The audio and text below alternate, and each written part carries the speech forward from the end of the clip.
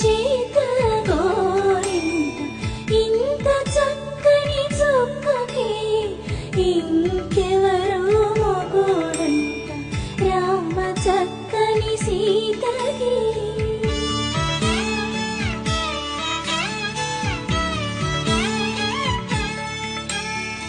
ఉడత వీపున వేలు విడిచిన పుడమియల్లోడు రాముడే,